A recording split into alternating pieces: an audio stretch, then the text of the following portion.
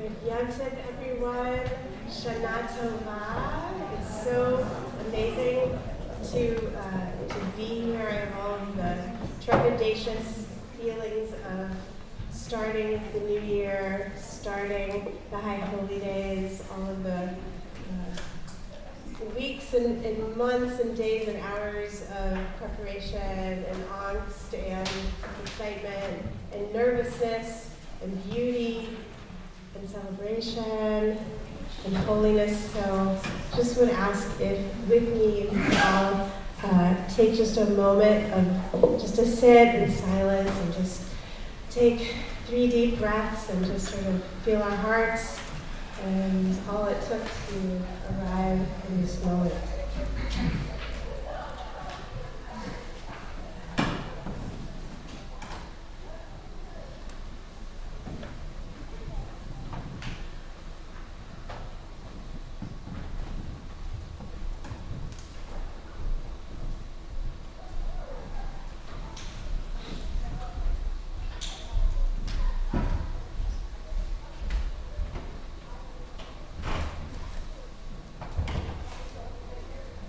Let's begin on page 6 in our Machzor, or prayer book.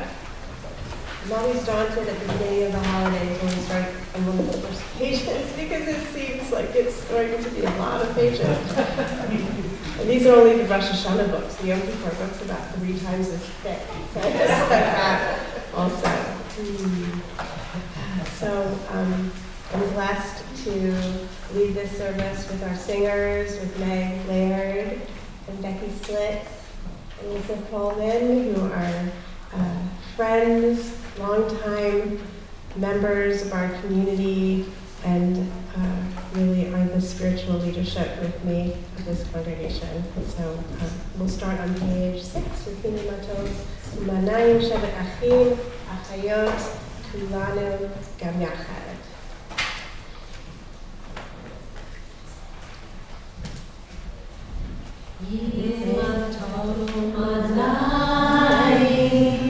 Shevet Achim Gam Yachad, Hine ma tovu manayim, Shevet Achayot Gam Yachad, Hine ma tov, Shevet Achim Gam Yachad.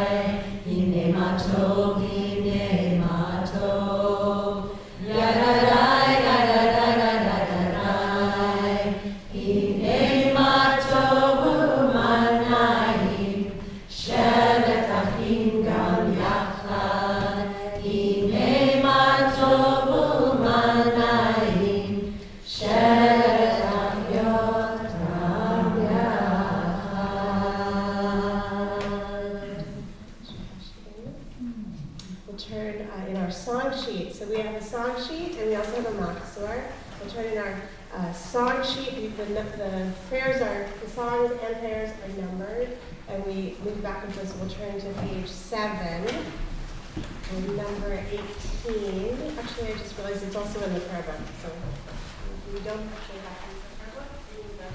You can just use your prayer book or the Machzor. It's the second song that's right there. Hashivenu Adonai Elecha v'noshiva Adesh Yamenu V'kedem. Return us again to you when we return. Make new our days as days of old.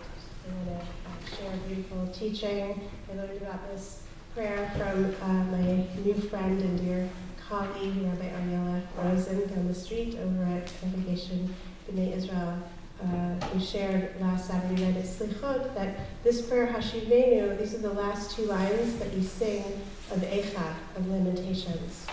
So the last time that we sang them was on Tishrei, which was the holiday of that commemorates the destruction of the first and second temples in August, usually around August. And then we have these weeks of consolation and comfort that lead us to Rosh Hashanah every year.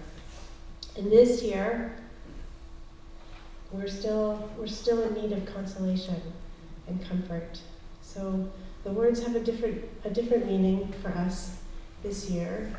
It's the challenge of how to make Rosh Hashanah in the midst of all that's happening in the world right now, with war, with so much pain and suffering still going on, and yet we sing Hashivenu Adonai Elecha V'Nashuva, return us again, and we will return and make our days new again.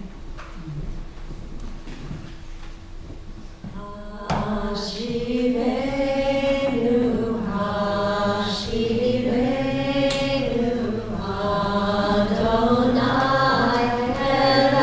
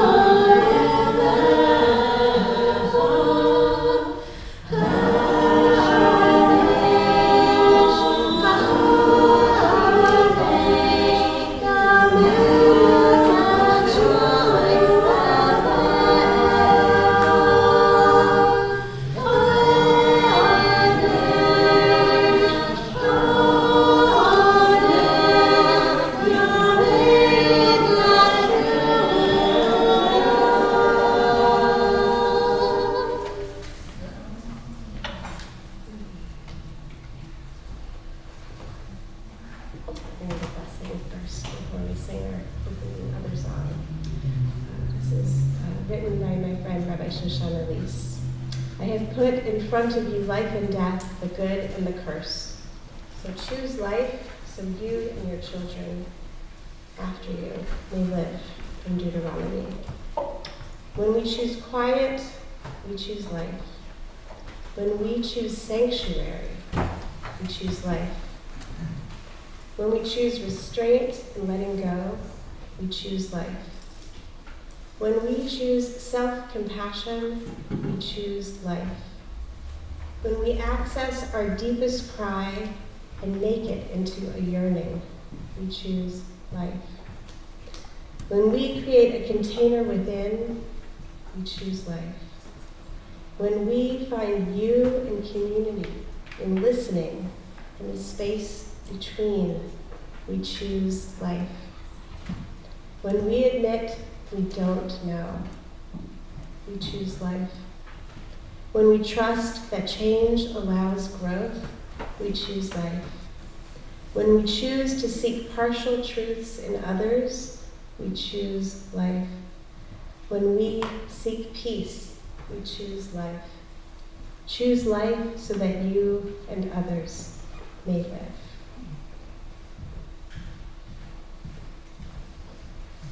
ברוכות הבאות תחת כנפי השכינה, ברוכים הבאים תחת כנפי Shekhinah. May you be blessed beneath the wings of Shekhinah. Be blessed with love, be blessed with peace. Ruchot habaot tachat kanfei HaShekhinah. Baruchim habayim tachat kanfei HaShekhinah. May you be blessed beneath the wings of Shekhinah. Be blessed with love, be blessed with peace. May you be blessed beneath the wings of Shekhinah.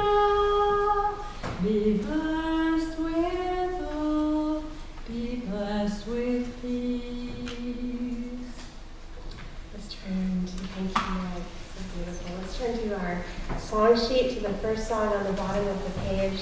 Raman Achai, V'rei Raman Achiotai, V'rei, because of my cousins, my siblings and friends, because of my cousins and friends. And this is one of our Beit Ahavah anthems, because it has Beit Ahavah in the song, so the house of love. So we really invite everyone to warm up our voices singing together. Leman achai v'rei, leman achiotai v'rei, adam rana, shalom rach. Leman beit Adonai Eloheinu, haba shalom rach. Leman beit Ahavah b'kiyatenu, haba shalom rach.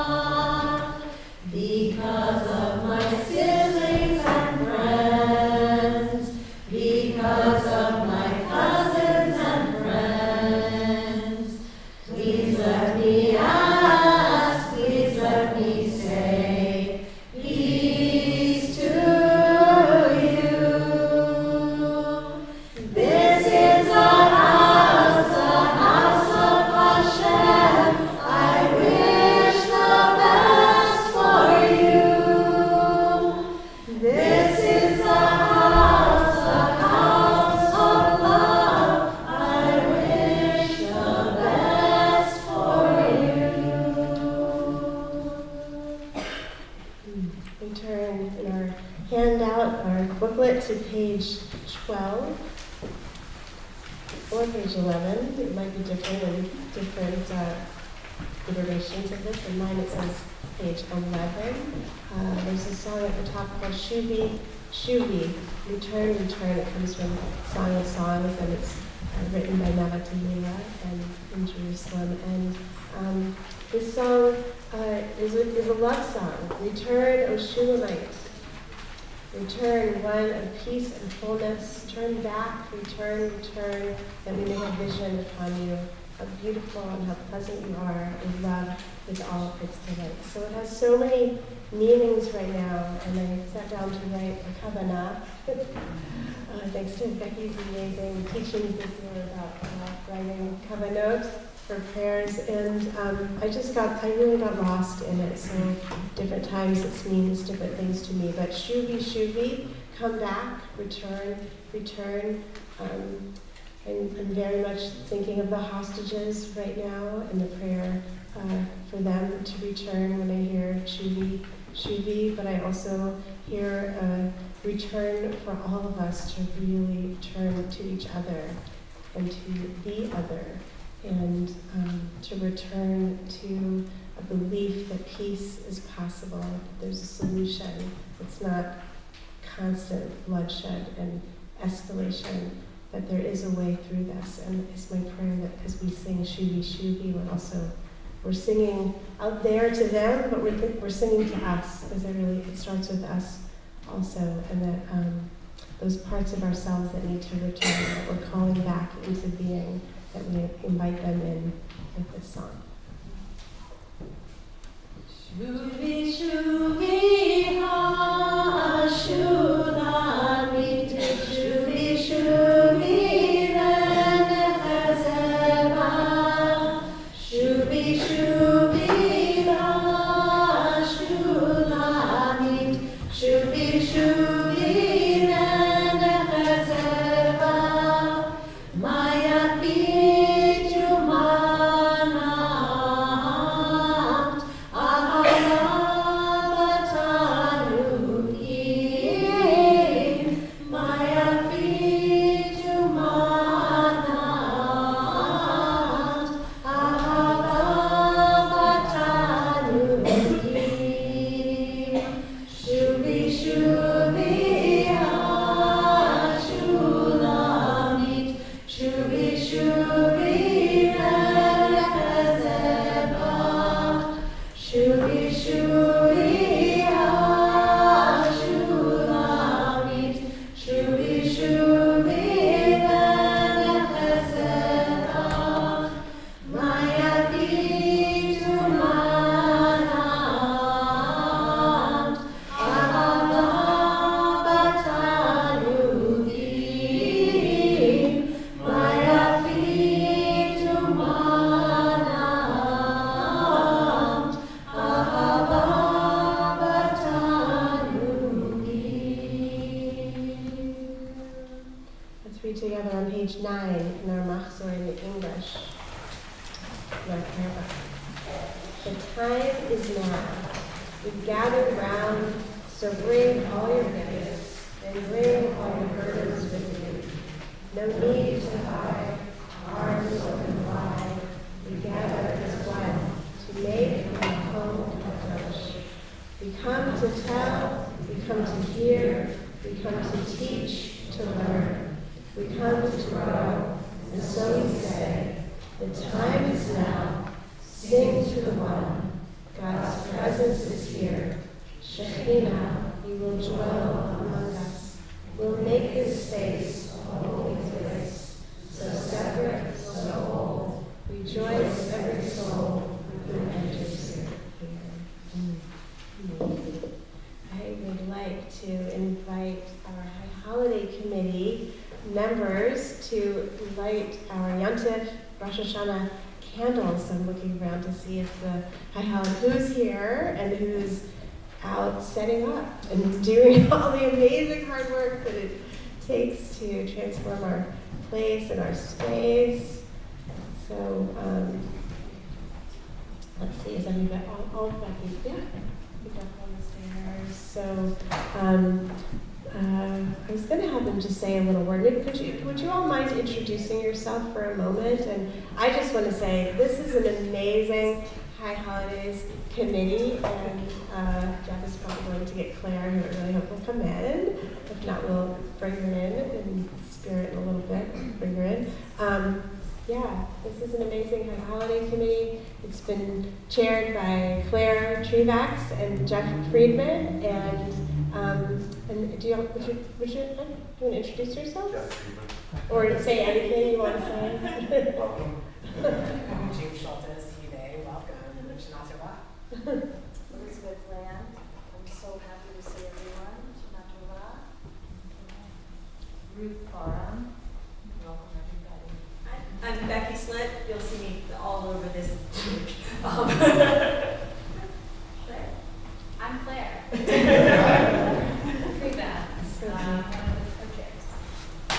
So each one of these people has worked so hard and is going to still be working hard for the next 10 days, and also wears many, many hats, and I'm just really grateful for how beautiful you've made this whole experience. So we're going to light the candles. They're on page 11, and we sing the Shachianu right afterwards. And we don't need to cover our eyes on Rosh Hashanah, so it's a little different. I always feel like I need to do something with my hands or something with an intention. But why don't we just, as we light, we're bringing in the light of the new year, and it's the perfect time. Looking out the window, the sun is setting, and it has just been Rosh Hashanah-ing throughout the world. Now it's coming to us. It continues over the countries.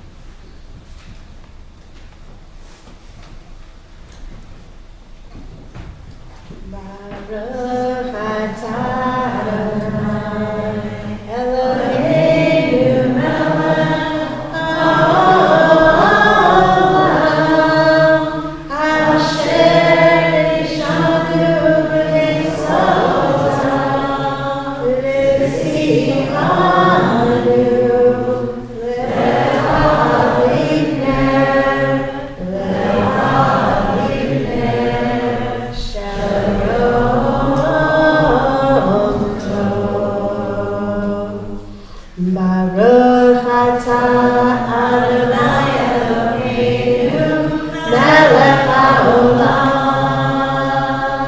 she'ehiyanu v'kimanu v'higiyanu l'zman hazeh.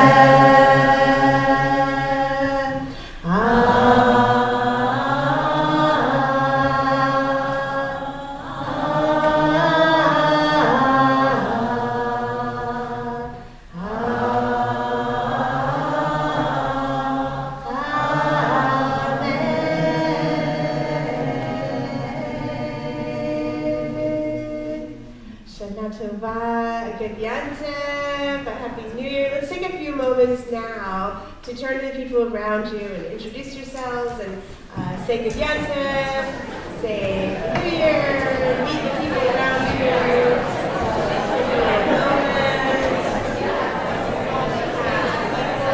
Students, so we also need on Zoom, if they want to unmute and say good Yantiv.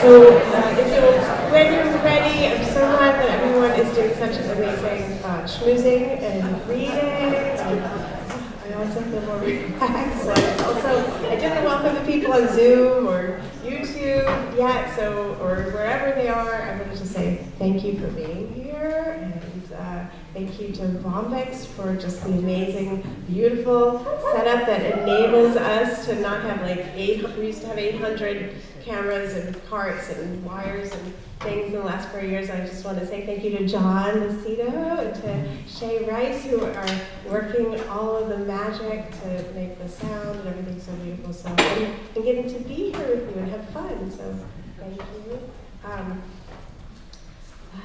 Well, first I'll just say that the very holy work of getting ready for Rosh Hashanah also includes getting your hair cut sometimes.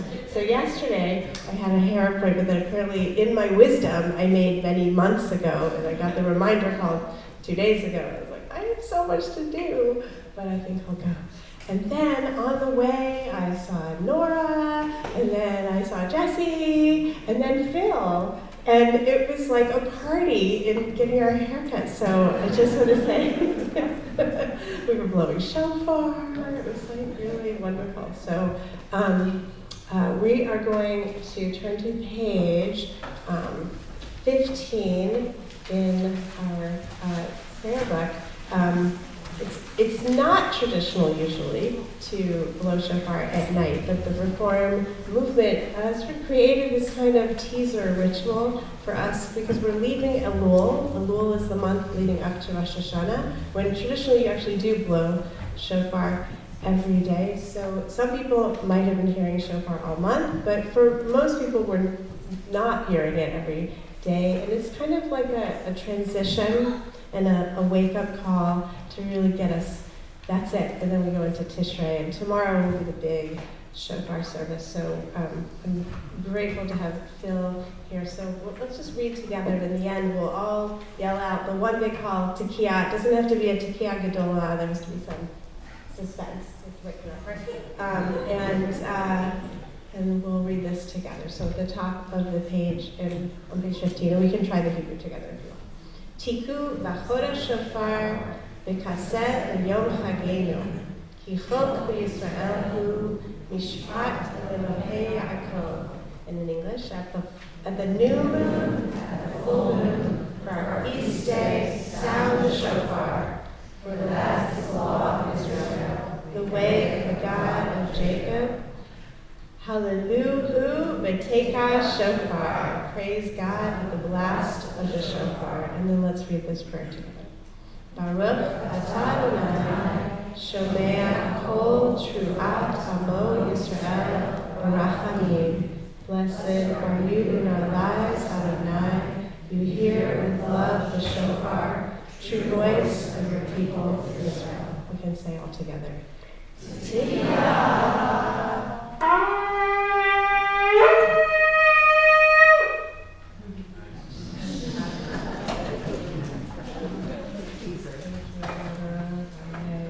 We'll turn to the next part of our service. So, on Rosh Hashanah is Kinani, and let's see.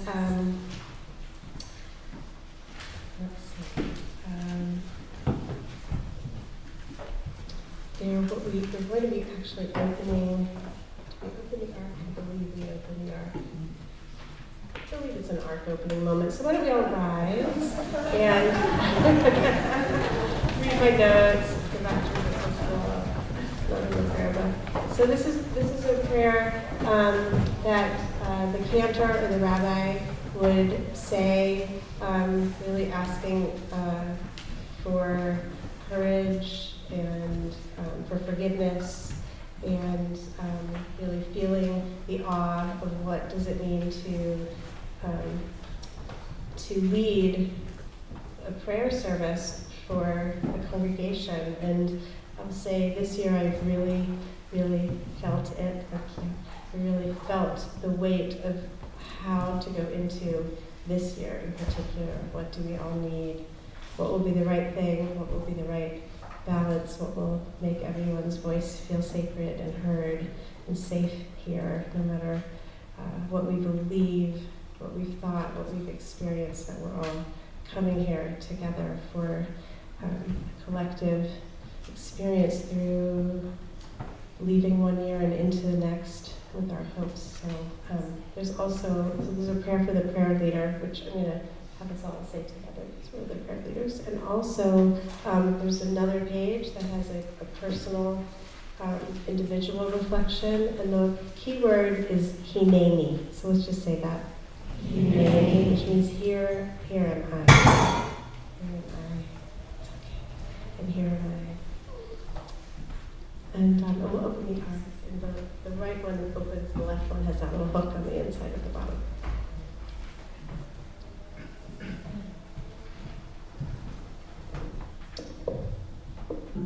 So I'm just going to read some of it, and then we'll read it together, and then we can have time for just some silent reflection. Hineni ha'ani mima'as enir eshet v'nifchedet mipachad yoshev tehilot Yisrael bati la'amod u'lechanen v'fanecha al amcha Yisrael asher shalchuni v'af al pi she'eni kadai v'hagon v'chach al kein avakeshcha Elohei Abraham, Elohei Yitzchak, Elohei Yaakov, Elohei Sarah, Elohei Rivka, Elohei Rachel, Elohei Leah. Adonai, Adonai, El Rachum Mechanun, Elohim, Shaddai, Ayom Menorah. Hayena Matzlicha Darki, Asher Anochi Holechet La'amod, Vakesh Rachamim Alai, Ba'al Sholchai. V'na al tafshiyim b'chatotai, v'al techayim, v'neim b'avonotai, kichutta u'fosha'at ani. Let's turn to page, you can read page 18 or 16 on your own for a few moments, and then we'll all come back together at the end.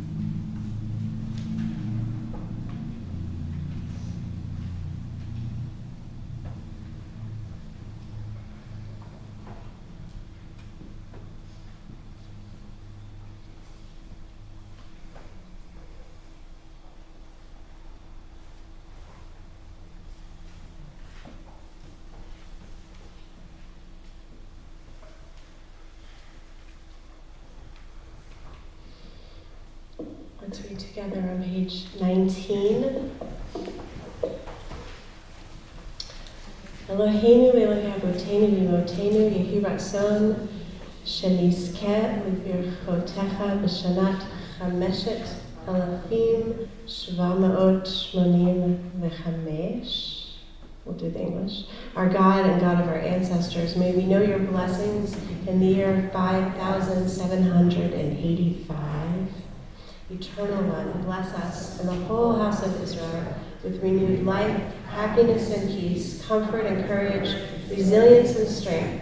May the words of our heart be acceptable to you in the new year that stretches before us. We are forever grateful for the gift of life. And we can be seated for a moment. We can close the ark. Thank you.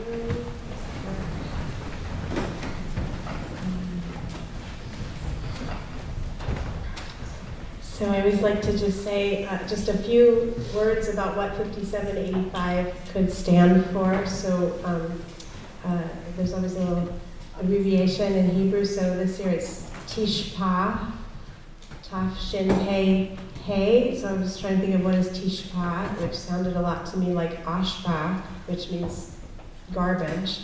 And I thought, well, that, great. And we're kind of leaving a year of that, so I'm hoping that's not where it's going. And then I thought, well, it sounds like Shefa, although it's spelled differently, but Shefa means abundance and flow and divine flow, so I like that. But then I was really thinking about the hay. So a hay is really special. When Abraham and Sarah they're Avram and Sarai, they each get a hay added to their names. A hay is often a signifier of a holy divine moment or of a fruition of oneself into another greater being that you were meant to be, that you find for yourself, that you come into alignment with with your higher purpose. And also, if we move the dot from the shin, make it a sin, for those of you who know Hebrew or study Hebrew, it's safa, which means language. And I just want to say that I had this incredible experience with Jody Falk this week and some others that last week, I should say, that a group of us helped bring a group of women from Israel who were Israeli, Jewish, Palestinian, Muslim, and David, many of you were here or came to some of their events, and they led events throughout the valley and also in Vermont. And one of the most amazing things to me was that all the songs were sung in both Hebrew and Arabic. And I just want to say, for me, it was a profound experience to realize how much I don't know Arabic. I know a lot of words that sound similar to Hebrew or that are used in colloquial Hebrew. There's a lot of Arabic words in there, and there's a lot of crossover and a lot of commonality. And my son has 4 names. All of them were chosen because they're Arabic and Hebrew, and they work in both. And there's a whole naming. I won't go into his naming ceremony right here, but otherwise we will be here all night. But I just want to put that kavanah out there, that it's that intention, that safa. This is the year of safa. It's the language. How can we talk to each other if we don't know each other's basic language? We don't know something about the grammar, about how the language works. We don't know enough words that we can, point to things or talk or just say love. How do we say, I know salam, but I don't know a lot of other words. There are basic words that I should know, that I really feel like are, I know a lot of fun words and slang words, but I don't know the basic really how. So I know for me that's something that I want to deepen my language skills with Arabic, but also to have us be comfortable hearing each other's languages, because it's just incredible. It's an incredible thing, and magic can happen when we do that. So that's my blessing for this year, Tisfa, I guess we could say. So we're going to continue with my outline, page 20 for the Baruch. Please rise.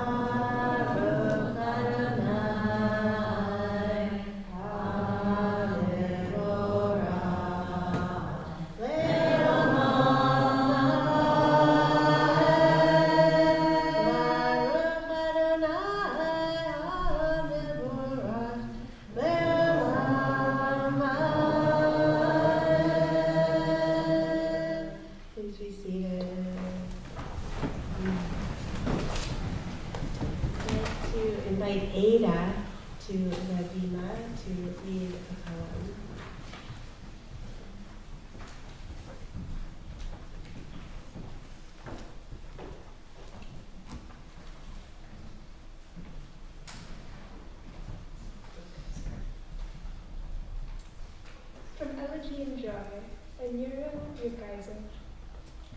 We tell beginnings, for the flush and the answer, or the look, the lake in the eye that knows, for the despair that flows down in widest rivers, cloud of home, and also the green tree of grace, all in the leaf, in the love that gives us ourselves. The word of nourishment passes through the women, soldiers, and orchards rooted in constellations, white towers, eyes of children, saying in the time of war, what shall we feed? I cannot say the end.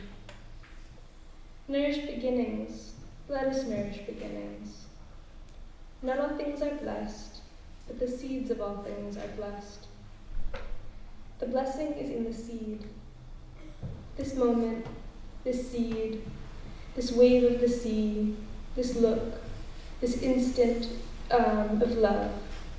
Years over wars and an imagining of peace, or the expiation journey toward peace, which is many wishes flaming together.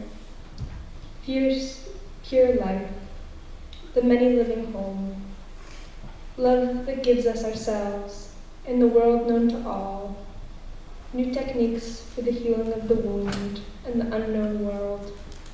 One life, or the fairing stars.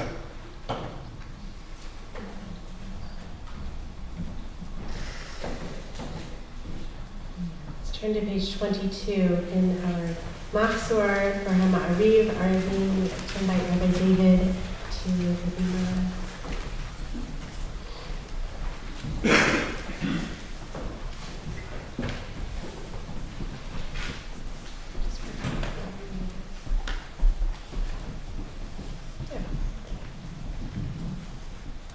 Baruch atah Adonai Eloheinu melech haolam, asher divaro ba'ariv arabim, b'chokhmah boteach she'arim, uktibuna mishanei itim, u'machalif el hazmanim, u'msederet הכוכבים. ומשמרותיהם ברקיע כרצונו, בורא יום ולילה, כולל אור מפני חושך, וחושך מפני אור, ומעביר יום ומביא לילה, ומבדיל בין יום ובין לילה. אדוני צבאות שמו, אל חי וקיים, תמיד ימלוך עלינו, לעולם ועד. ברוך אתה אדוני, המעריב הרבים.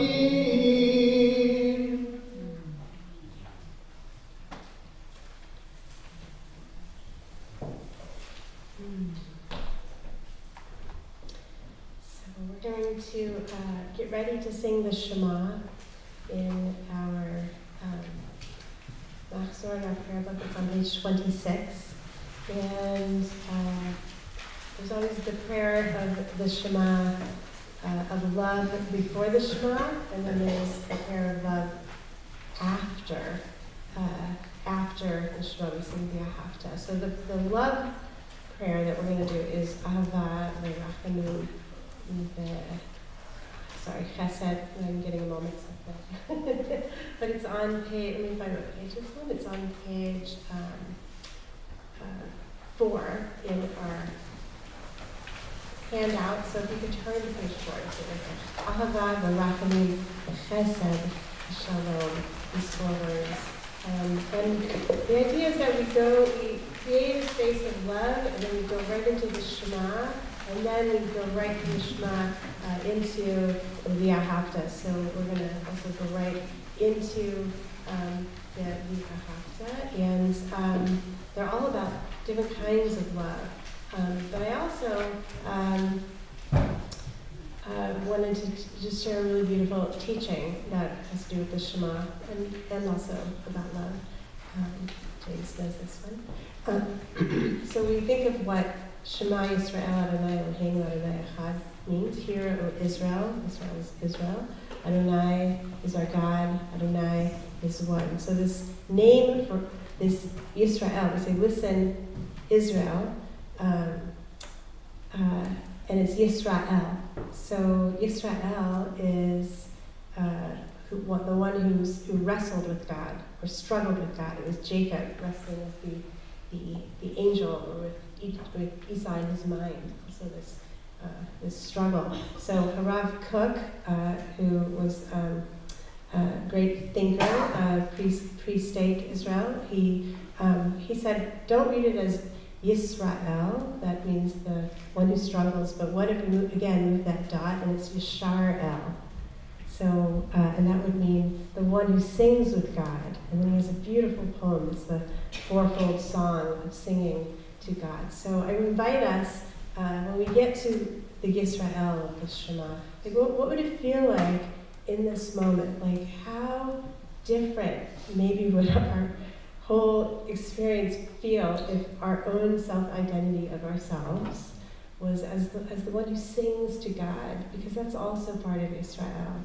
And I think that singing to God, that song of God through us is really needed in the world right now, and we want to bring that in this Rosh Hashanah. So there are some people who actually will sing Yisrael, so when we get to the Shema Yisrael, and it's fine to do that. So I'm going to invite us, if you want, when we get to that part, to experiment a little bit, and maybe see if the shin can come out, Yisrael, and when we get there. But we'll start with our chant. Can you invite us all to sing and join in with us, and we'll do those around and harmony.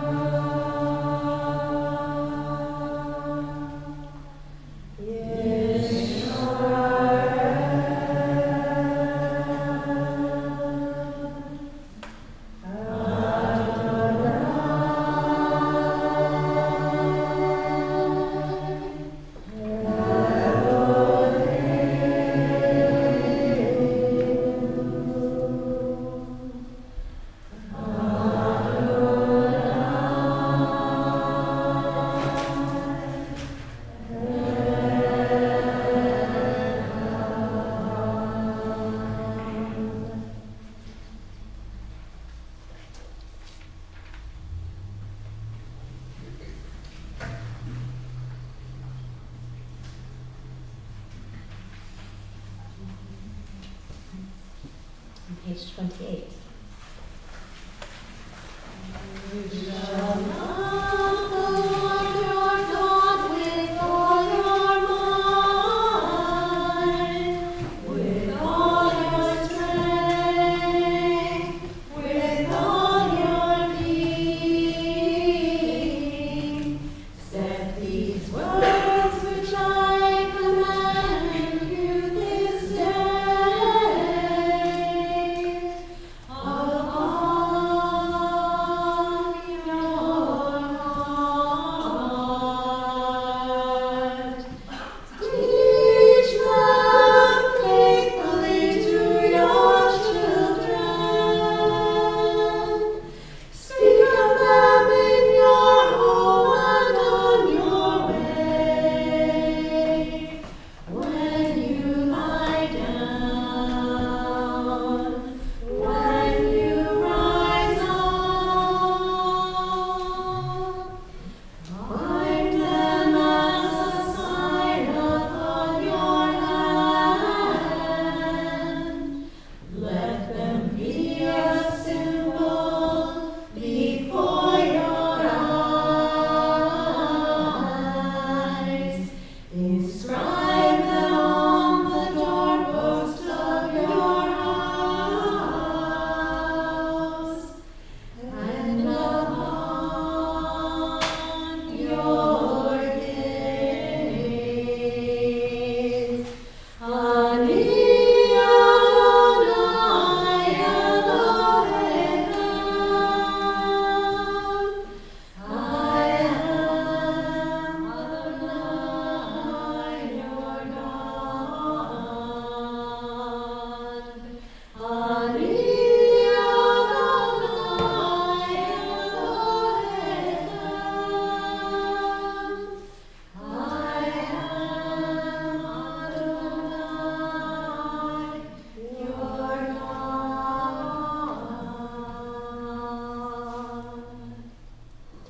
To invite Beck Perks to share a poem for the new year with us.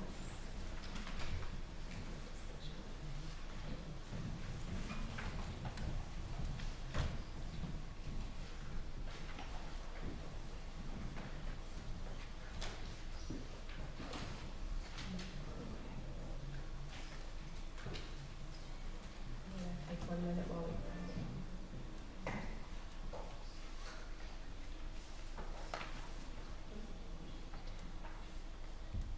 You're gonna find it from Lord's Hustle over there, I'm sorry, to the magic ways.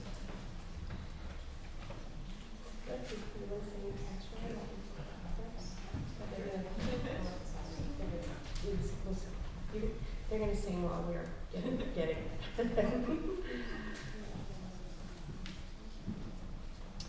I do. It's on page 5 in our song sheet.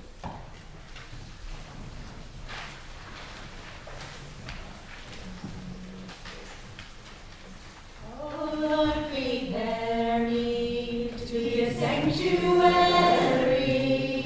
pure and holy, tried and true, with thanksgiving.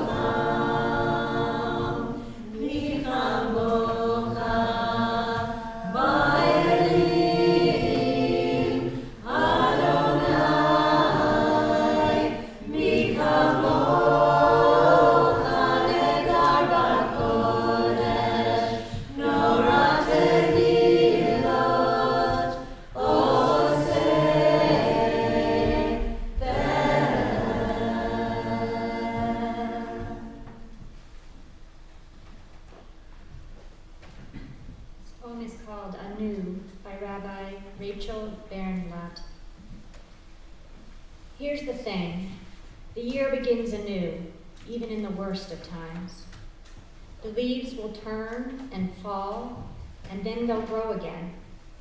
And sometimes we're afraid, and we can't know what choice to make to keep anyone safe.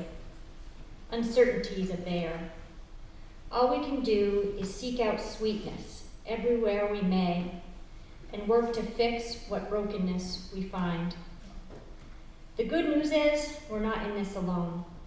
We'll help each other hope when light seems dim, and lift the sparks that darker days reveal. We'll love each other fiercely. In the end, there is no greater work that we can do. We who survive will help each other heal.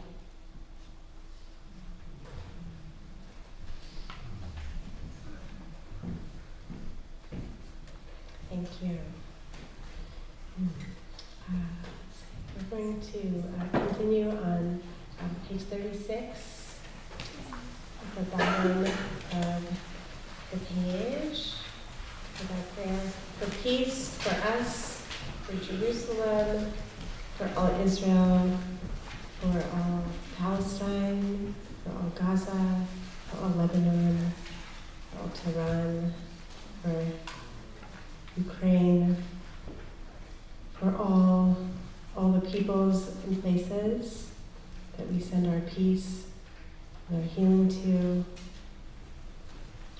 and to us.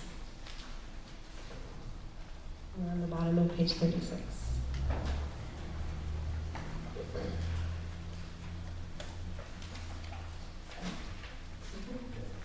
Baruch atah, atah Adonai, haporei sukkah shalom. Shalom aleinu ve'al kol amo Yisrael. Baruch atah, atah Adonai, haporei sukkah shalom. Shalom aleinu ve'al kol amo Yisrael. Ve'al Yerushalayim, ve'al kol amo. Ve'al Yerushalayim, shalom. Ve'al Yerushalayim, ve'al kol amo. Ve'al Yerushalayim, shalom. Baruch atah, atah Adonai, haporei sukkah shalom. Shalom aleinu ve'al kol amo Yisrael. Shalom aleinu ve'al kol amo Yisrael.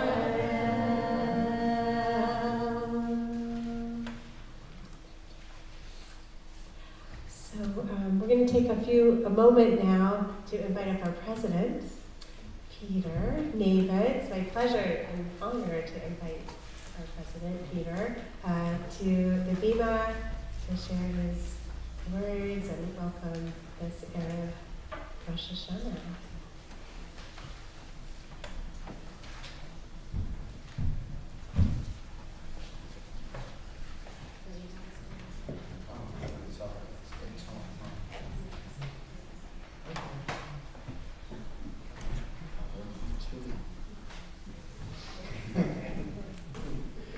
Wow, great to see everybody here. Lovely. So, welcome to Beit Ahavah and Shana Tova to everybody here. A good year. It's hard to hear me. Can I speak up? I'll speak up a little bit. I should have a lot of experience speaking into microphones, though. So, I know many of you, and there are a lot of faces here that I don't know as well, but I look forward to meeting those of you I don't know. But whether I know everybody here or not, I think we are all here to share a common thread. We share the desire to be together tonight on this opening night on the days of awe. And this past year has been so hard for so many of us. The world that we live in is very, very complicated. It's full of contradictions. There's struggle between nations and struggles between and within ourselves. Our conversations this year have been very careful, and our prayers are very serious. Our commitment to heal the world, Tikkun Olam, seems to grow harder every day as Jews and as all people who believe love, Ahavah, is the answer.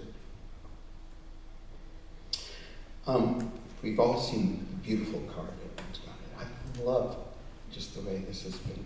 The colors, it's alive. Our theme for the holidays, L'Takein Olam B'Malchut Shaddai. Let's say it together. L'Takein Olam B'Malchut Shaddai.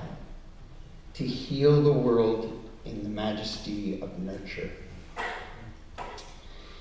This saying helps to light our path and to remind us of our commitment.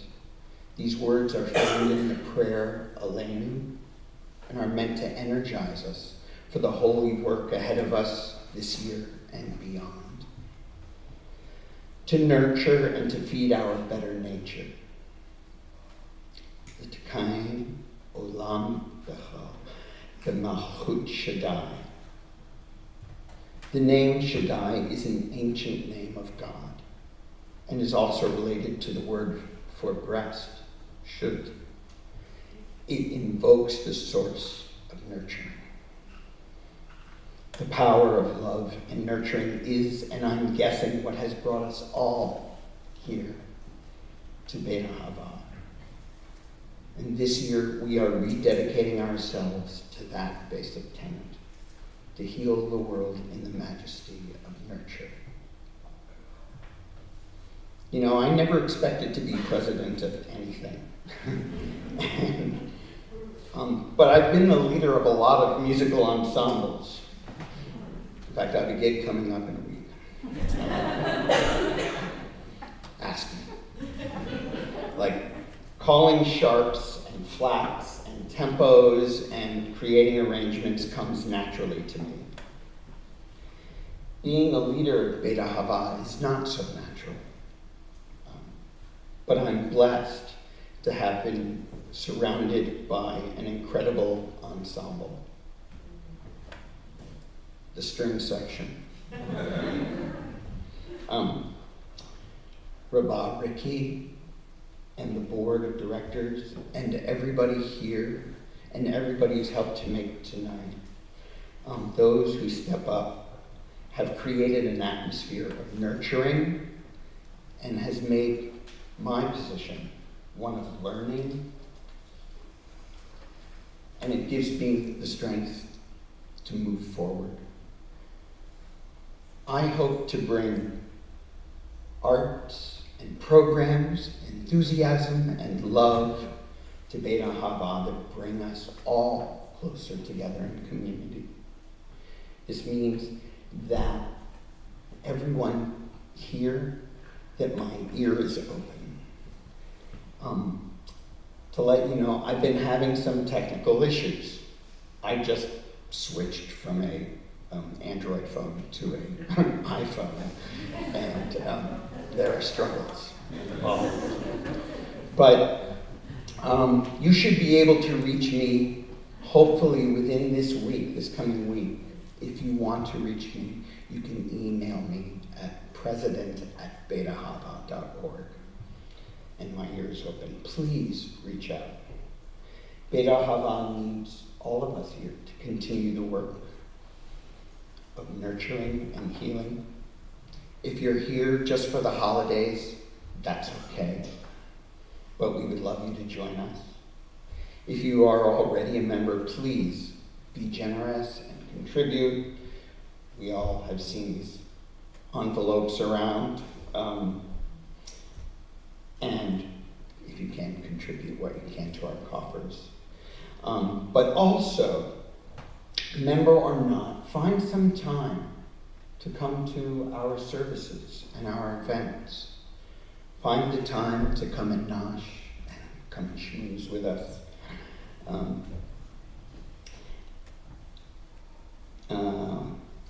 If you want more information about Ruach, our kids' education program, our study groups, shofar blowing, or anything else, please talk to me or any one of us. So to be short and sweet, and thank you for hearing me out. With that, I wish you Shana Tova to Katevu. May you be inscribed for a good year.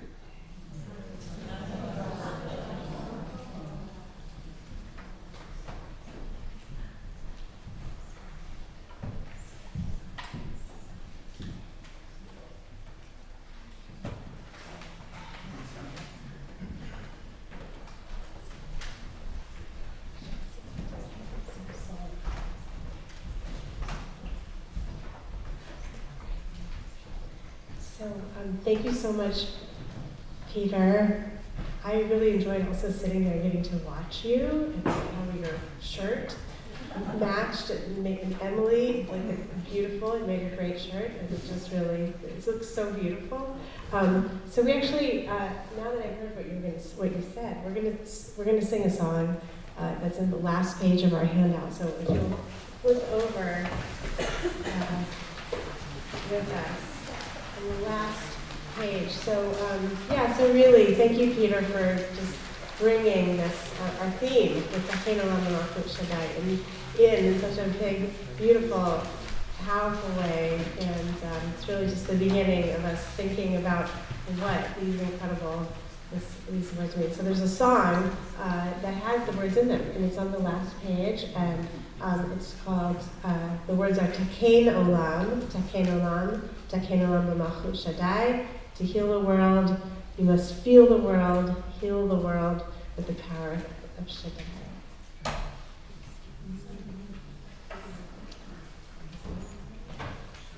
Takein Olam, Takein Olam, Takein Olam B'Malchut Shaddai.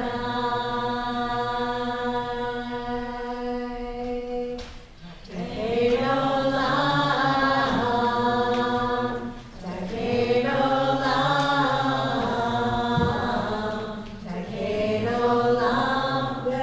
B'Malchut Shaddai.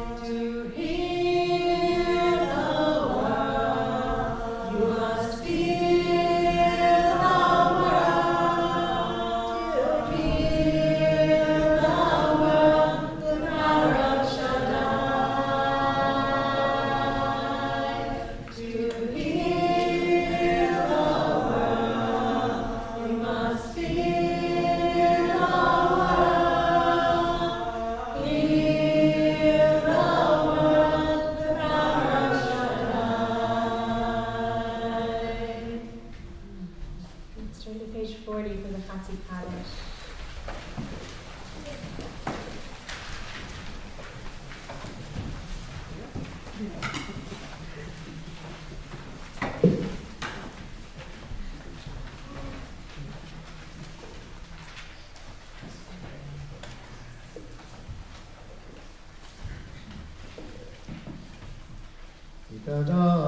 Yitkada, Shemei Rabbah, V'yamati Rapirutei, V'yamlich Makutei B'chayechon,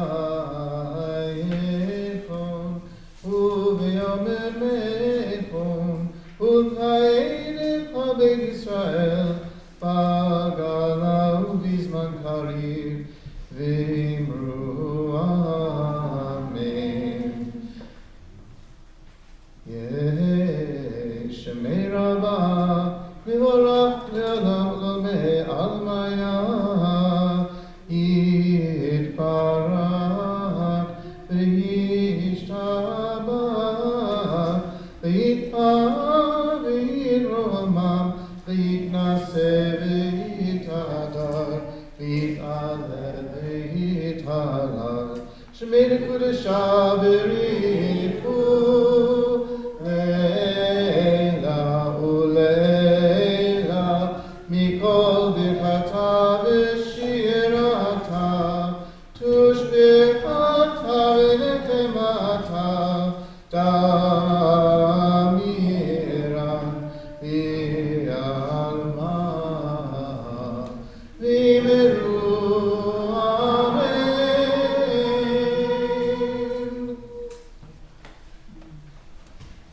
I'd like to invite Judy Goldman and Sheldon Snodgrass to the Bima to read for us on page 45.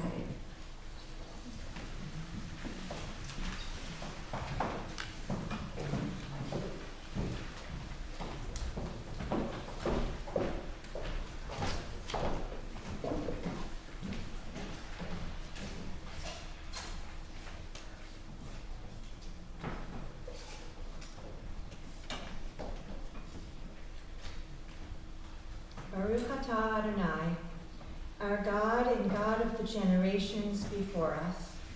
You are as near to us as the blessing of breath. You are the living memory we carry of mothers and fathers and the mothers and fathers before them. You are the lasting memory of sages and students, of prophets and priests. Adonai, we know you through our matriarchs and patriarchs, the bearers of wisdom in every generation. We know you as the voice of kindness within us. We know you as a constant hope that lives in our hearts. You are the awe we cannot name. You are the name we give to all that is worthy of reverence, devotion, and gratitude. You are the sacred presence that protects from within. You are the sovereign of our souls who remembers us for life.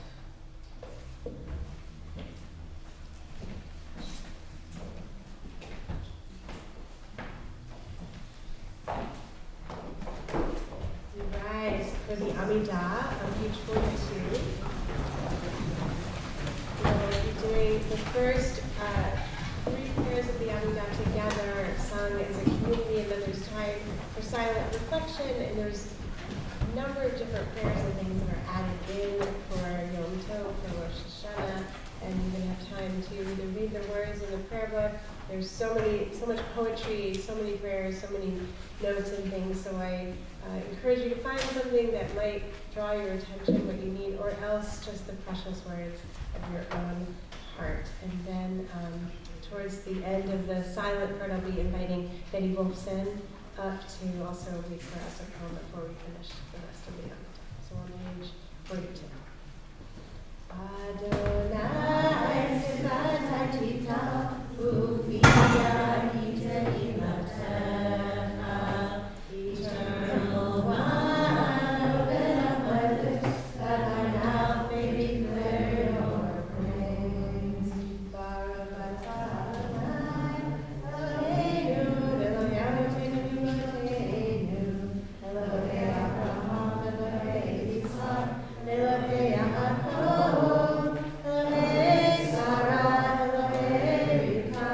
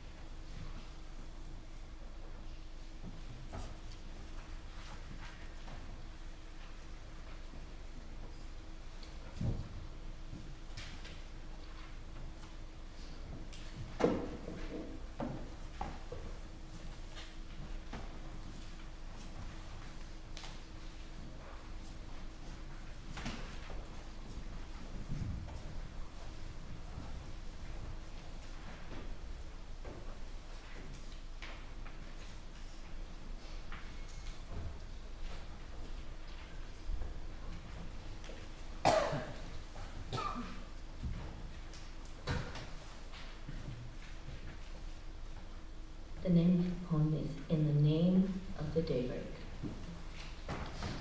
In the name of the daybreak and the eyelids of morning, and the wayfaring moon and the night when it departs, I swear I will not dishonor my soul with hatred, but offer myself humbly as a guardian of nature, as a healer of misery, as a messenger of wonder, as an architect of peace.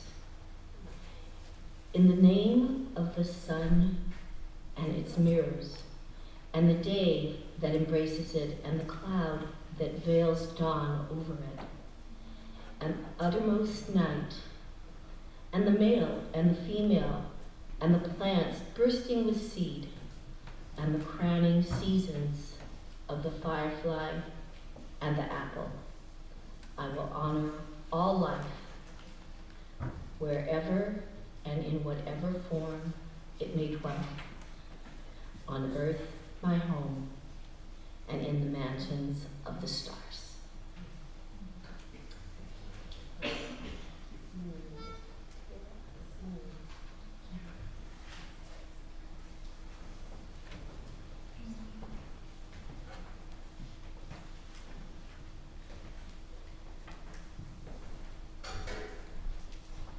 Turn to page 62 from Nadine Nachmanbach. You can stay standing or you can be seated.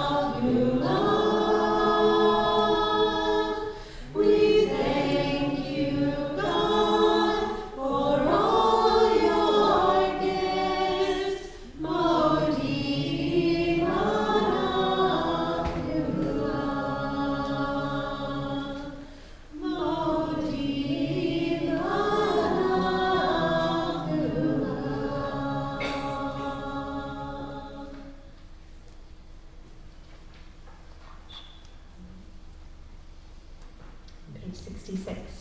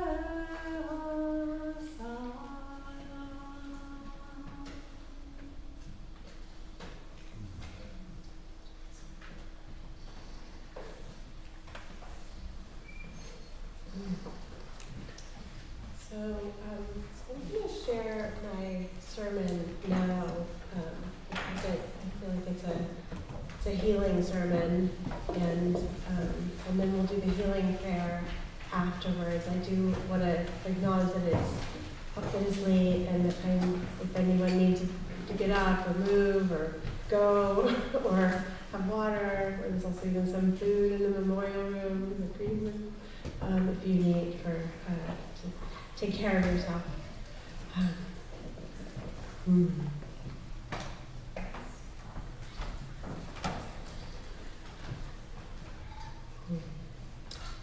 There's a Sephardic piyut, a liturgical poem called Achot Ketana, which means my little sister. And it was written in the 13th century by a rabbi named Avraham Gerandi. And in my pain and my grief right now, I turn to his words when he said, Tichle shana v'kilaloteha, tachel shana birchoteha. May the year with its curses end, and may the new year with its blessings begin. So this is a Sephardic phrase that is said at this time. This year has been a year of curses, it felt like. This has been a year when I went back to my 15-year-old no makeup self, but mostly because I just couldn't get through a day without crying. And because the raw person on the inside wanted to match the person on the outside. I found myself, like so many young people in Israel, contemplating a tattoo to say something of the permanence of the pain. I contemplated getting a butterfly on my finger to match the tiny butterfly on Mia Shem's finger.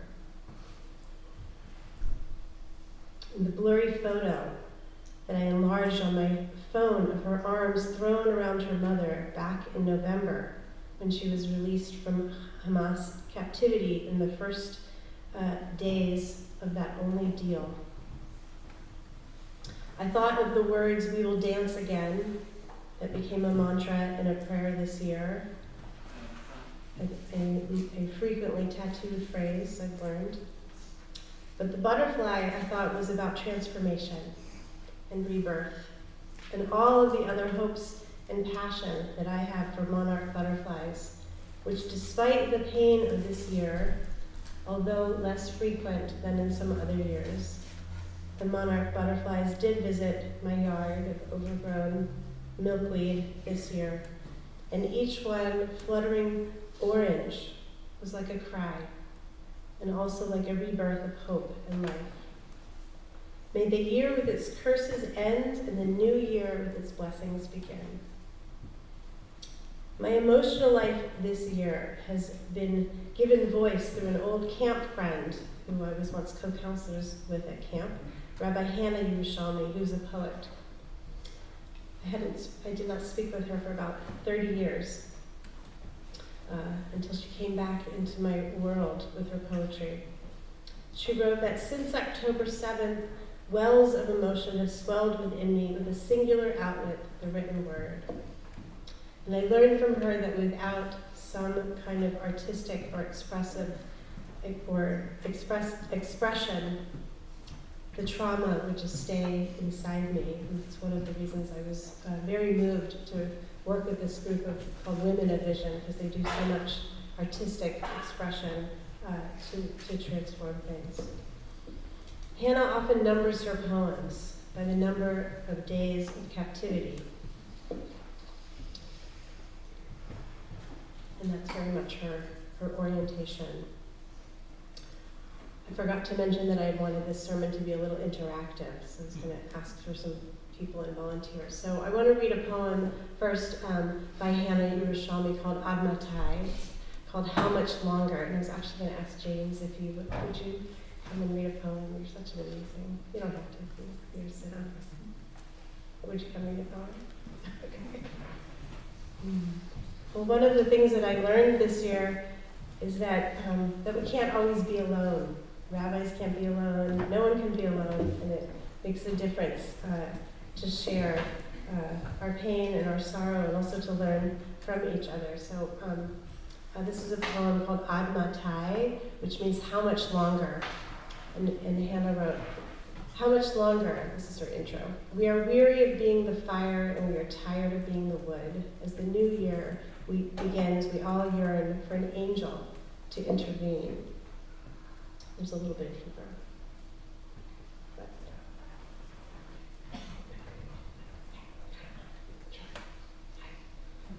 Ad Matah. And what has the angel been doing since the call to Abraham? Repeating words again and again, like a responsive prayer. In every generation, the message is the same. Tishlach yadhai el hanar. Do not lay a hand on that child. And now, millennia later, that angel has lost his voice. And Abraham is tested no longer. And Isaac's eyesight is still dimmed. And the knife is forever wedged in all of our hearts, a congenital defect. Still we breathe, though we're the fire. Still we survive, though we are the wood. Still we dwell at the gates of our enemies.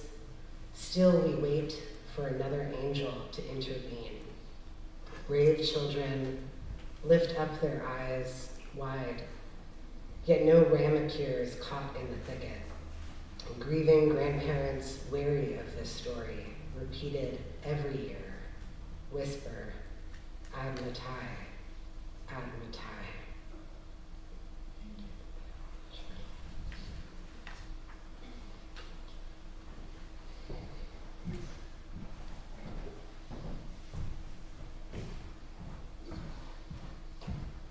The pain of so many children in the conflict this year, on all sides. And yet our story with a capital O and a capital S, our story is supposed to be one of blessing. And it has to be. May this year with its curses end, and the new year with its blessings begin. I'm going to read another poem. Yes.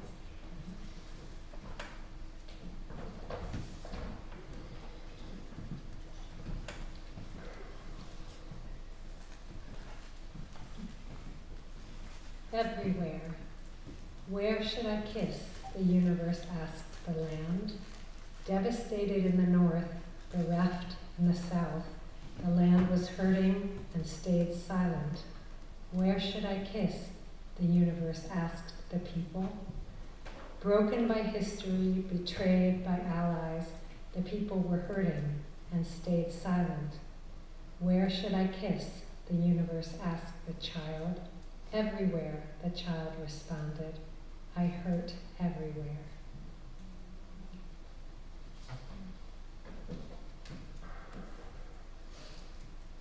May the year with its curses end and the new year with its blessings begin. I learned something about this Sephardic phrase from David, that this blessing, this wonderful blessing, actually speaks of blessing itself as being passive. That's maybe one of the problems with it. May the year with its curses end, and may the new year with its blessings begin. May the new year and its horrible curses conclude, is another version I found. And may the year and the blessings be started. So I wanted to take us on a little journey of starting a blessing, of how do we not be passive? How do we actually start the blessing? And the learning comes from an actual looking into the word blessing itself. The Hebrew word for blessing is bracha. So can we all say that?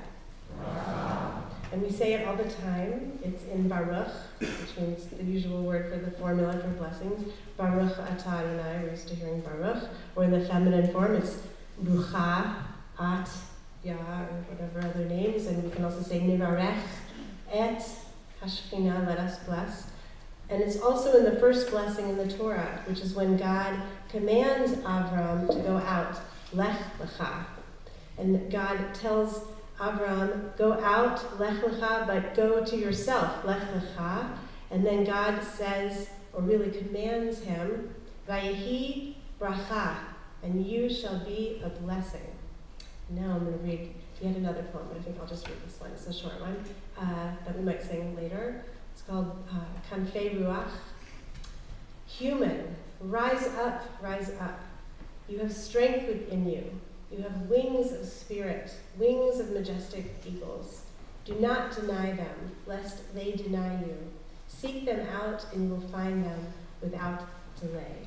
So I want to share this little journey that has really rocked my world about the meaning, further meaning of bracha, because all of that still, the word bracha doesn't really move me yet.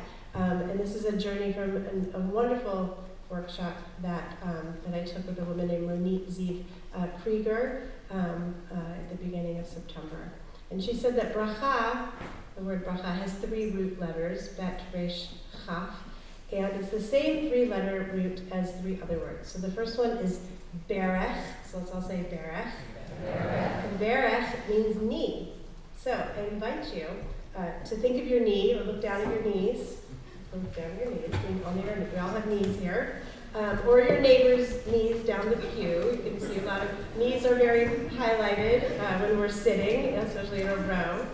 So why is the knee the pivotal, that was a pun, pivotal word of bracha? So why do we have knee in the middle of bracha? So I invite you to think for a moment how a blessing can be like a knee, or what is a knee for, and just maybe call some things out or share some things, or maybe you've had a recent journey with your knee that feels like knees are very important, and you've had a year of knee stuff. Some of you, I know.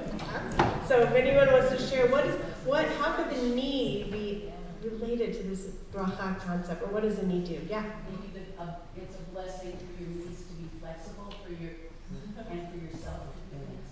Beautiful. Can everybody hear? Yeah?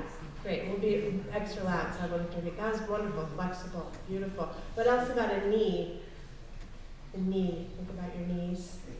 It's a connecting joint. Connects 2 parts of your life. Yeah, did you hear that? Connector, connecting 2 parts, joint. Yeah. What else? This is good. It has to bend. You want them to be flexible in their knees, but you don't want them to be too flexible and bend too much, because if your knees bend the wrong way, you can't walk properly. That's right. Yeah. So can you say it louder? Abby? Or I'll repeat it if you want. It bends one way, and if you're too flexible and it bends the other way, which can happen, that can be painful or can cause you hard to walk, I imagine, or stand or do stuff. Yeah. What else? Anything else? It helps you stand up strong. Yeah, you need it. Holds you high. Beautiful. And it helps you sit down. Nice, yeah. Right. You stand up and you sit. I think of kneeling as like humility. You kneel sometimes. Catholics kneel in prayer a lot. Yeah. And also I think of like taking a knee, which people have done as statements. Thank you. You get on one knee to propose. Nice. Any proposals now? We have love songs here. Great. These are just beautiful. I for some reason I thought people were going to start naming yoga poses, because I know our community, and I thought that might happen. But also, like you need knees. We use them a lot. All right. So. And we do have some bending and bowing. In Judaism also, there's like some places where we bend on the word Baruch, but we stand back up when we get to the name of God, which is a little different than the other religion. So there is that bending. Okay, so I'm not going to say what else I thought of, because what you said was better. I was also thinking it's a little bit closer to the earth. That was what I was thinking. Like when we go outside, to get to the grass, or my dog is always laying in the grass, and like, sometimes my knees have been kind of cranky lately, but I have to really use my knees to get down and cuddle with my dog. All right, the second word that has bracha in it is brecha. So let's all say that one. Brecha. And the brecha is a pool. It could be like a swimming pool, but it's also a river or something that we can swim in or dive into or float through. So this is an old word. It's an ancient. This is old, an old word, brecha. And I might even say that I'm not sure, but I don't know if it's any river or ocean, but I think it's a contained body, and I think of it as something that humans can actually enter and go into. So here we have this other word for brecha.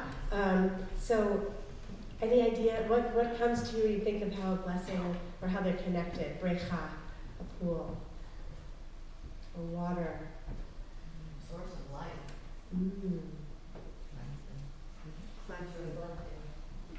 Ooh. Reflective. Yeah, that's big. Source it. Mikvah. Yeah, and mikvah is also a name of God. Also, that's nice. We could talk forever about the Takein Olam b'Malchut Shaddai. So in the Kabbalistic world, Malchut, it could mean kingdom, but it could mean kingdom or queendom. But it also is one of the Kabbalistic sefirot, and it's the last one, the bottom one on the tree of life. It's hard to say. There's Kabbalah scholars in the room, but he's sleeping, so it's okay. So it was very. But I do know that Malchut is the divine emanation that through our prayers and through our inner relationship with the divine, that divine energy comes into the world. So it is kind of like an opening, like a pool in there. All right. So which is also to say a connector, as Peter said. So there's this connector. So now I want to tell you the third one, which is the one that has me so excited, because this is like all new to me. So the third one that Ronit taught, third is a term that I'd never heard of, is lahavrich ilan. So we did have an Israeli here a moment ago, but I don't know if there's any Hebrew speakers or anybody who's heard of this one. Lahavrich ilan. So let's say that one.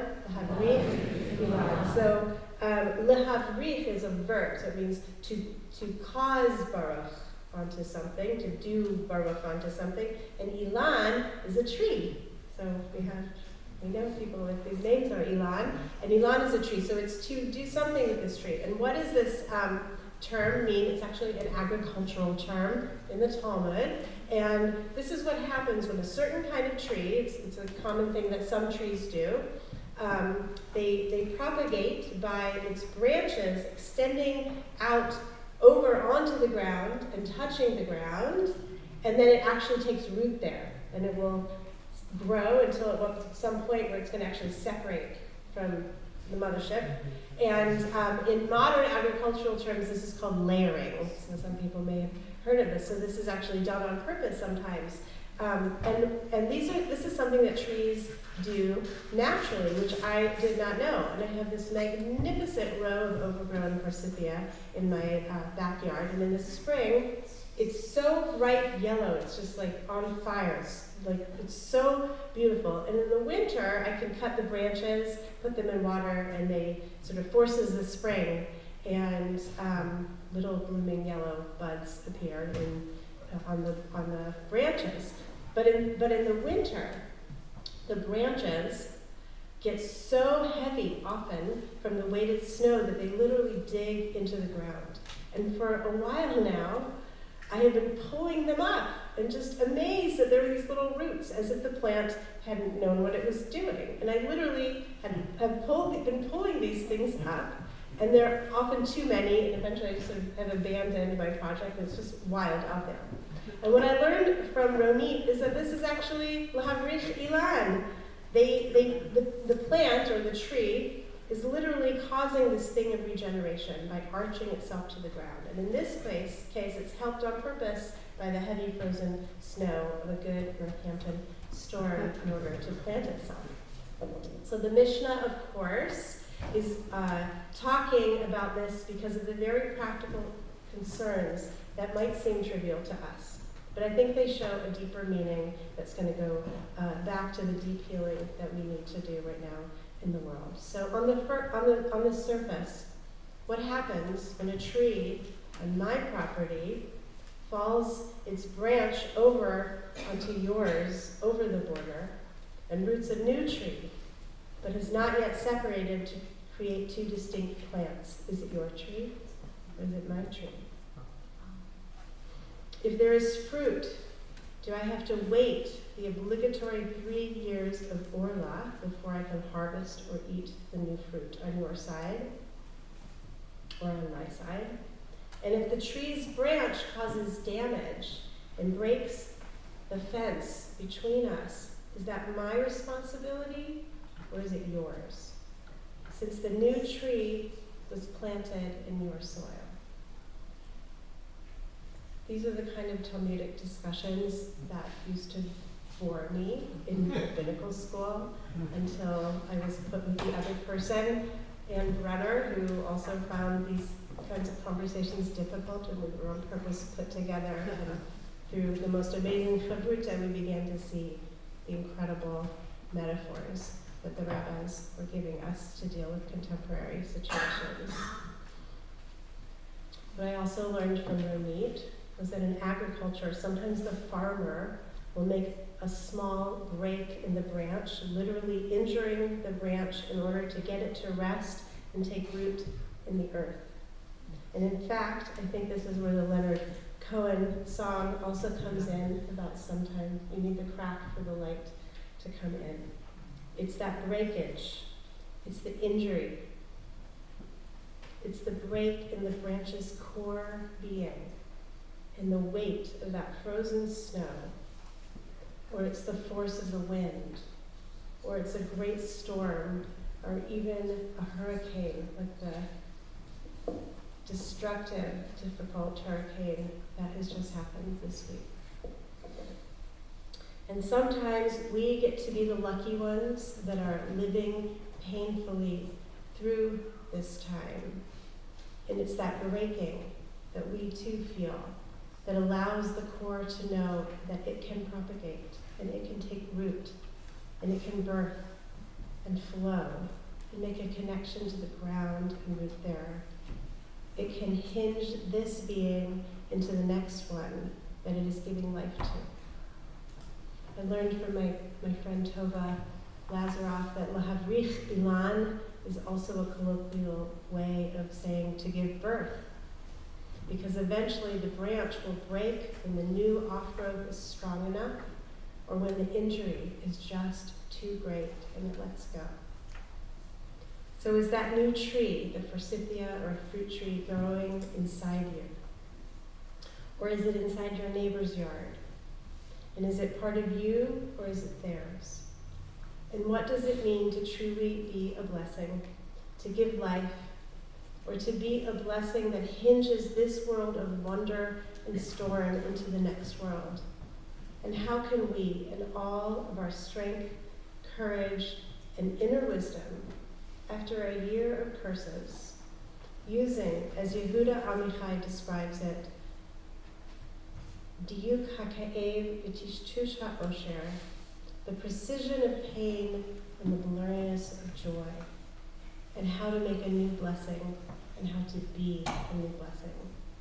So I invite us to take this year, which has been polarizing and terrorizing, traumatizing, storm erupting, violence escalating, global warming catastrophes that are still happening in precision of pain. And these same difficulties or others that we have each had in our own personal journeys and constellations of our own lives. And let's layer that with what we are planting together. What comes from our plant cesters? I learned that word last Friday night, plant cesters. The ones who birthed us and who we are, so that we can be in this moment, in this new year, who we are to become and what will we bring forth for ourselves, for our community, for Beit Ahavah, for other communities of care that you care about, for our country that's about to have a critically important election whose results we will feel for generations, for Israelis and for Palestinians, who must birth something that has room to live, both of them, peacefully, and hopefully they will only fight over whose forsythia tree has taken root over the border, and who gets to say the blessing first. And you shall be a blessing. And let us say, Amen. Amen.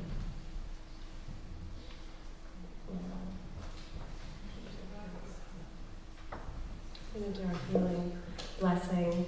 I invite you to call out names of those you want to send healing to as we go around the room. You can say healing of body, healing of mind, or healing of spirit. Sandra, Hope, Roxy, Sylvia, Arlene, Sal, Roxy. Crystal,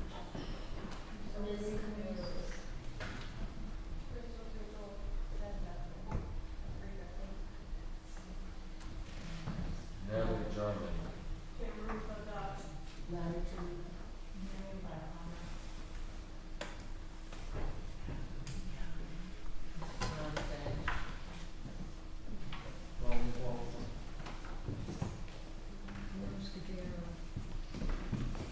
Joyce and Crawford.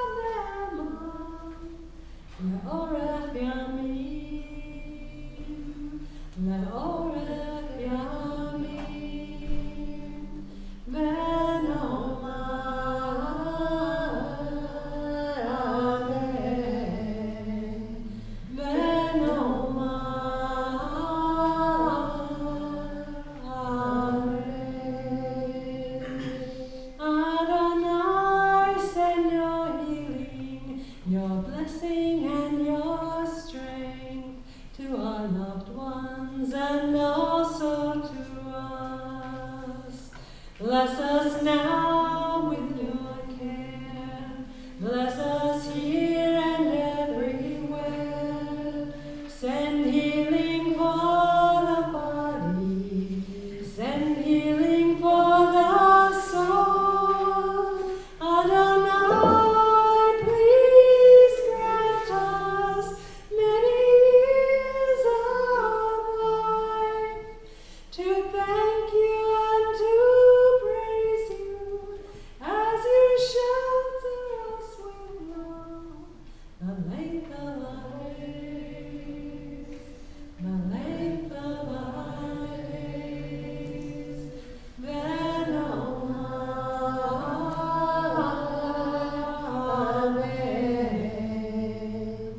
then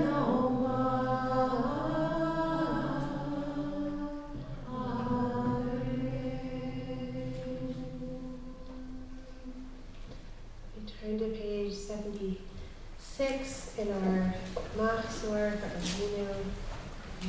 Avinu as we rise and so open the ark. And we'll turn to page 6 in our handout.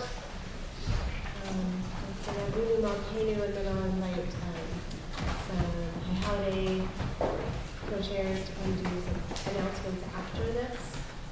or people from the Holiday Committee before we conclude our actually, Claire and James, choose over there. On page 76. Avinu Malkeinu, Almighty and merciful, you alone are sovereign. Avinu Malkeinu, for your sake, show us mercy. Imenu Malkeinu, act towards us as befits your name. Imenu Malkeinu, bring healing and wholeness to the ill amongst us. Avinu Malkeinu, allay the harshness of the decree. Imenu Malkeinu, inscribe us in the book of redemption and renewal. Avinu Malkeinu, remember our goods and call it tonight. Avinu Malkeinu, Chaneinu Malkeinu, Avinu Malkeinu, Chaneinu Malkeinu, Ki Emanu Masim.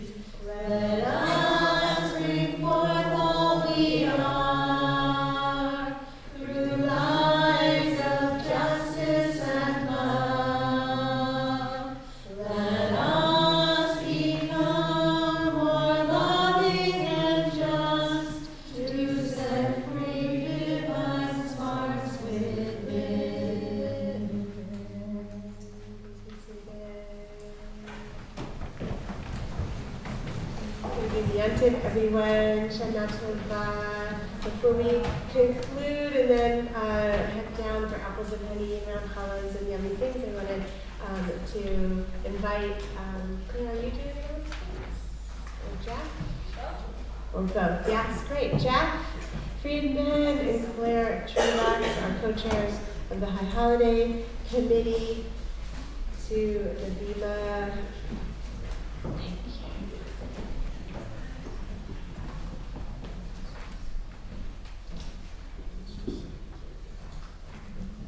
Thank you all so much for coming tonight.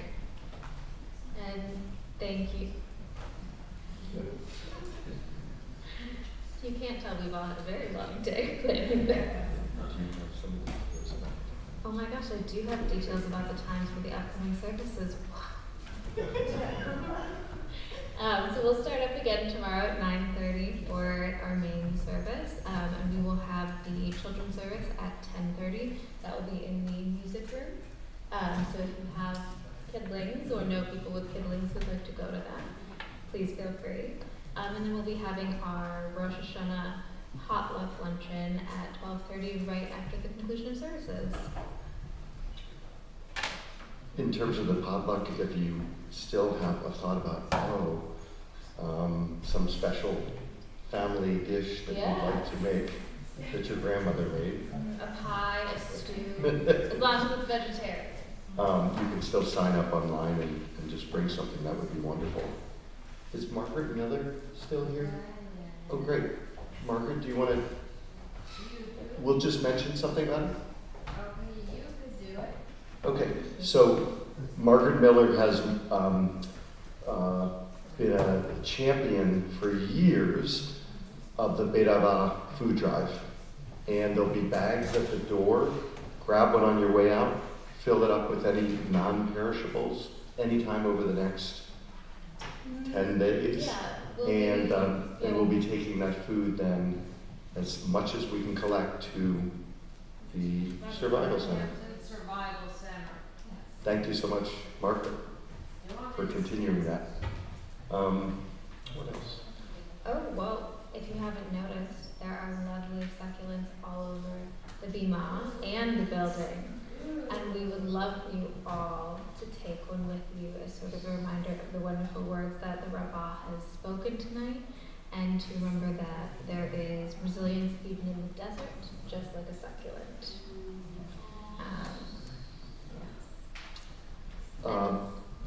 And then just a few housekeeping notes.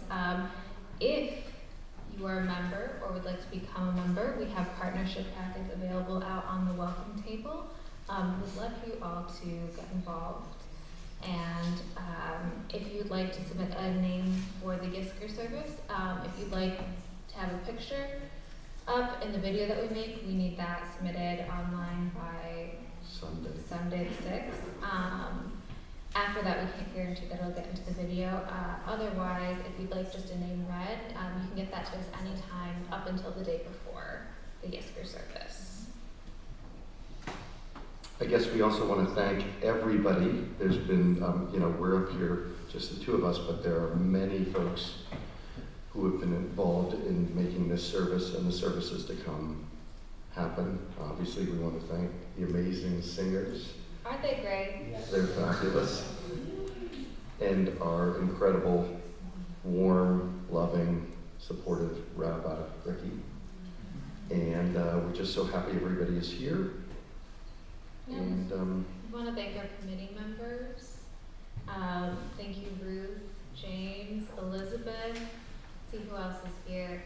Carrie's not here. I want to thank you to Carrie. Thank you, Becky. yes. Thank you, Becky, who's pulling double duty both on stage and off, or the FEMA. So one other announcement, and then we'll conclude. On October 7th, there's a community memorial for those lives lost in Israel on October 7th. That will be held on Monday, October 7th. So this coming Monday, 7 p.m. at CBI, Congregation B'nai Israel, co-sponsored by Beit Ahavah and Jewish Federation of Western Mass. Recitation of the names will begin at 6, and the service begins at 7. And one other thing, the Membership Partnership Committee, Robert, I hope we get this right, Robert Harris, Megan Zinn, Martin Conowitz, and Beth Seidel, upcoming Wine and Cheese Open House in the Sukkah on October 19th. You'll hear more about that from them and us in the next few days. Hashanah Tova.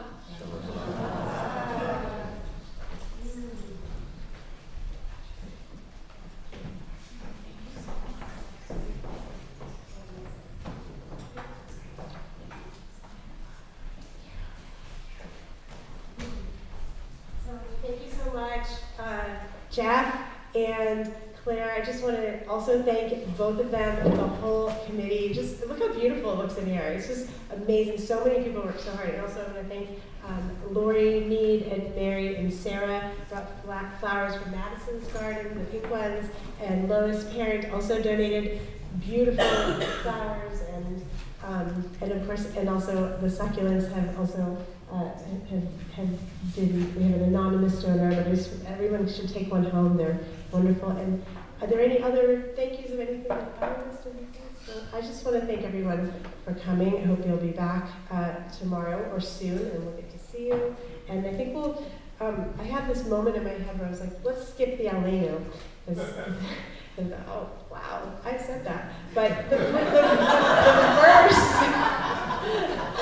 verse L'Takein Olam Malchus Shaddai comes from the Aleinu. So the Aleinu is the closing prayer, and it's like that's the prayer. But we never sing that line. So I would love us to do that. It's on. We'll just make sure we notice it. Sorry, I think I would know what page it is, but we'll find it really quick. 84, 82. Thank you, Ruth. 82. Please rise for the Aleinu. When we get to the last page of the Aleinu, it skips over. That's where the L'Takein Olam Malchus Shaddai verse comes from. And let's see which. Pages. On page 84. Thank you. When we get to 84, that will be we'll receive the verse.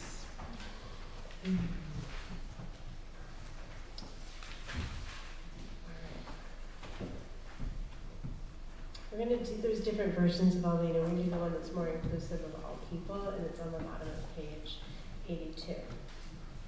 Aleinu Shashayak Adon HaKol, Latei Kulam Yosef Bereshit, Shemo Asanu Kirei Haratzot, Velo Samanu Mishpachot Adama, Shelo Sam Kalkenu Kahem, Vekol Aleinu Vekol Amonam, Vanahu Korim, Umishkapavim Umodim, Livenelech Malkei Malachim, HaKadosh Baruch Hu.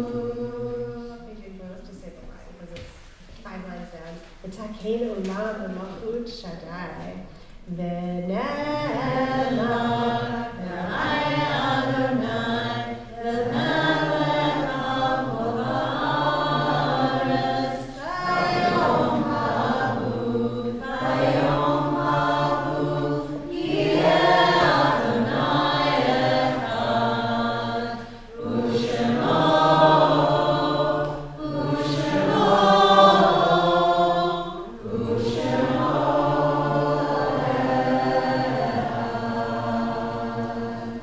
Turn to page 90 in our Machzor for the mourners of Hamish. If you were remembering someone or observing a yard site or have lost someone in this season in years past or in the last year, if you'd like to say their name out loud, please share your name.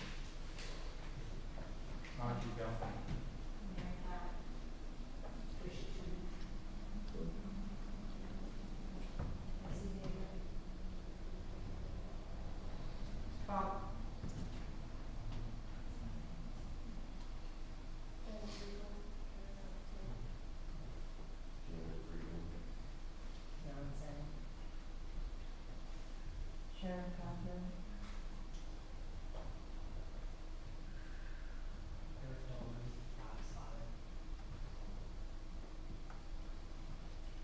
Ruth Solomon, we were notified for Connie Frost, Lucy Mazzola. Steve Brown.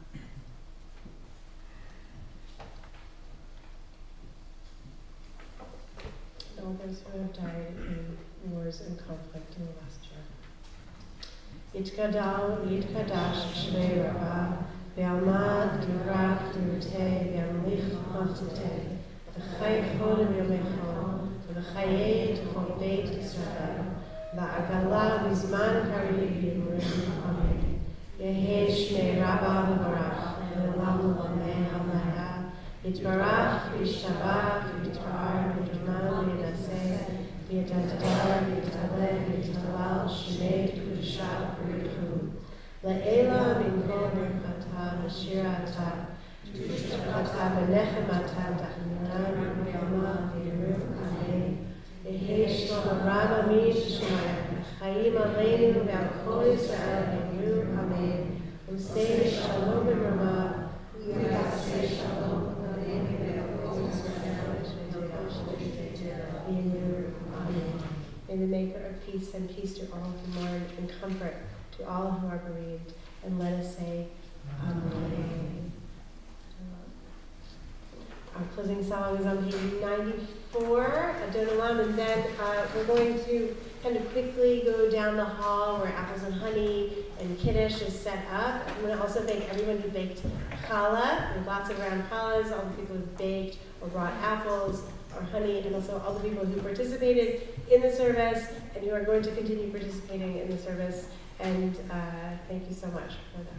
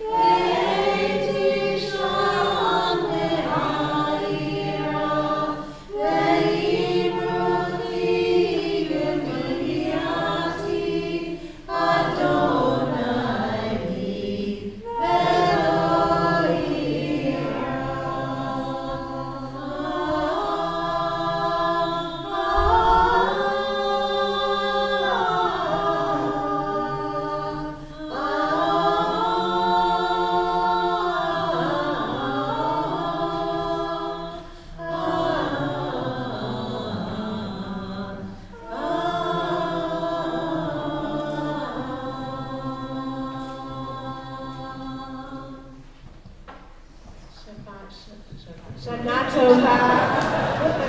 Shana Tova. Chag Sameach. Good Yetzer. Thanks for everyone. And little. Thank you so much for being with us. Apples and Honey.